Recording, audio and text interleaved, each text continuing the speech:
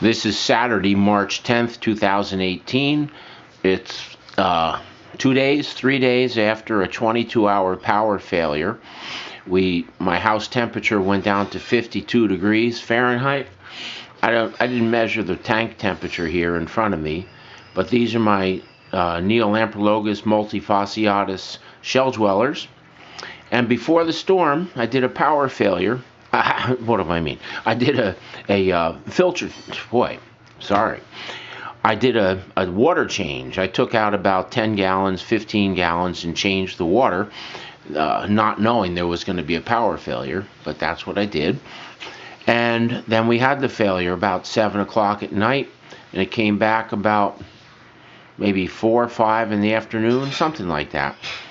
Don't remember the exact times, but anyway, all my multis and all the endlers, or the guppies really, guppy, endler, everybody survived.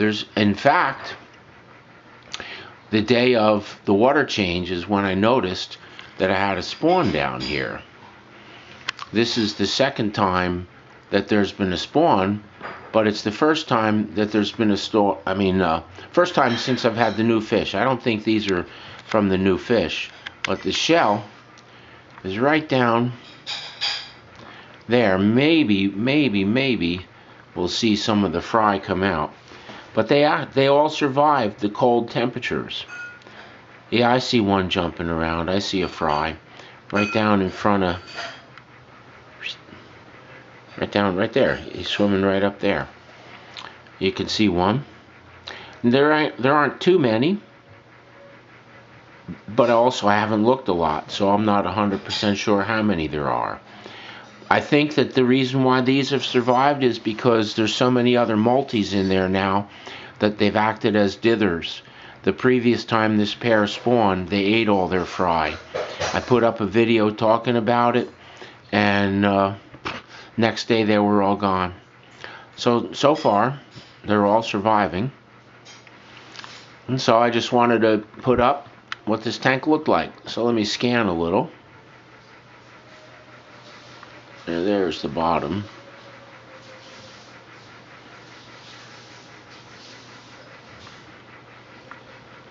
Trying to find where I'm at. Those are the plants. There we go.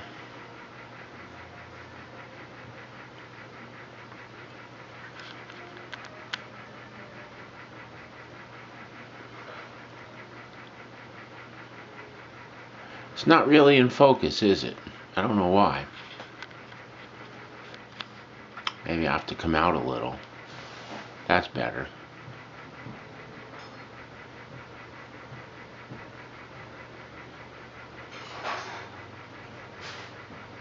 Alright, so right down there is an escargot shell. That was from when I originally got these fish. They came in, the fish had all hidden down in the escargot shell, so I left some in there. And what I've actually done is I put them in this rock pile, and there's a shell back right behind that multi. You can see him going back to it. And then I left a couple up top, and some of the multis hang out up there. Surprise, surprise. Would not have thought.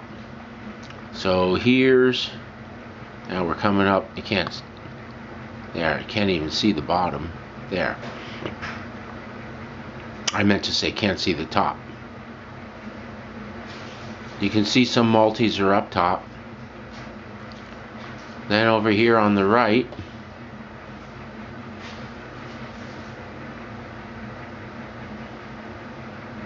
there's one little fry over here that came with the fish.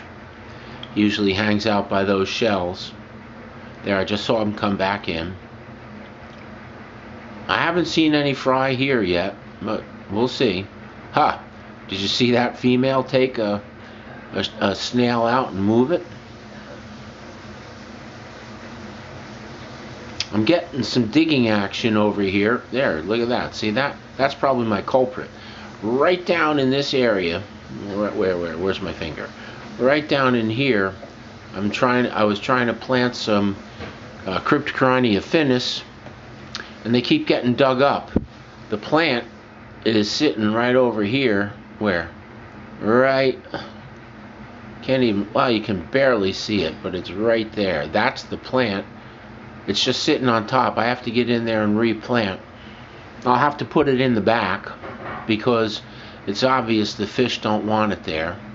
There is one here though. You can see that. That one's hanging on. In the back I have the Cryptocoryne heuteroi, and it initially melted, but it's putting out some new leaves, so it's starting to establish itself. I forget how long it's been since I put him in there, probably a month at least. I don't see any action, any kind of spawning action in this shell bed. You can see there's the intake to my filter. It's got a lot of hair algae on it because in my floating hornwort there is some hair algae, and I try to thin it out periodically just by teasing it out with my fingers or just wholesale ripping out the hornwort and just putting in the compost and then letting it grow back.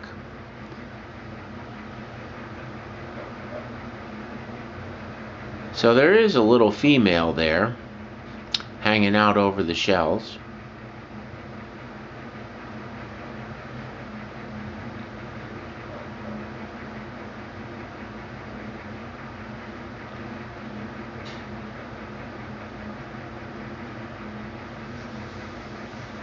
There's an awful lot of the, what are they, Malaysian trapdoor shells, MTS, trapdoor snails I mean, but whatever they are, I hate them. Oh man, I just saw this female right down here pick up a really big snail and move it out of these shells, so I guess I'm gonna have to pay attention down here. I might see a spawn here as well, which would be neat.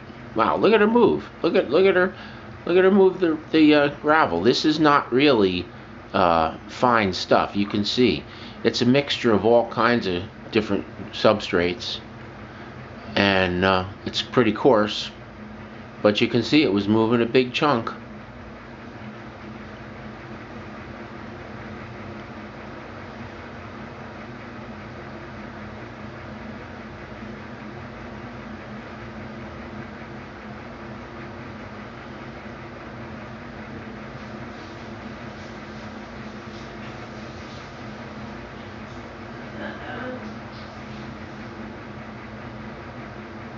So I wonder what that little fry, it's a little juvenile, is going to do if we do get a spawn over here. I don't know. There's another one hanging out in the rocks.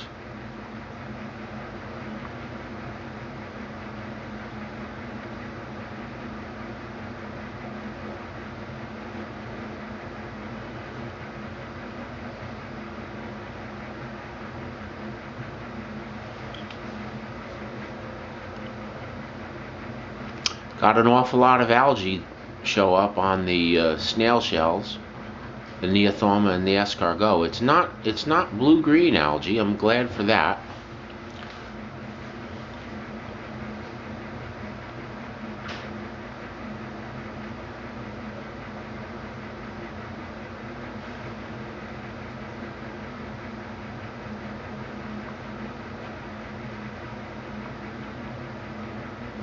Just the endlers. That's my Cryptocoryne wentii. Looks like I have some possibly staghorn algae.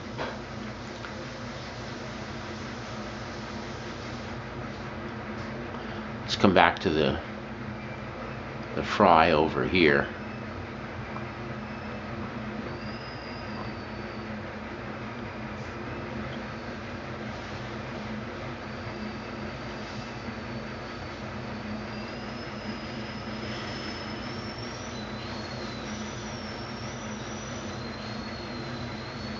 Yeah, I see one in the opening of the shell.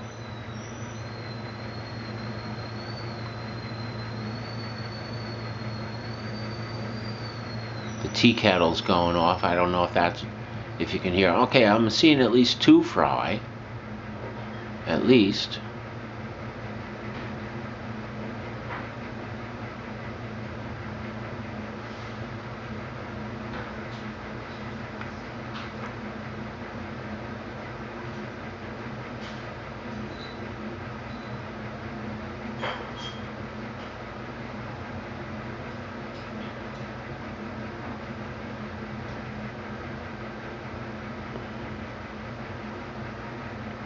All right.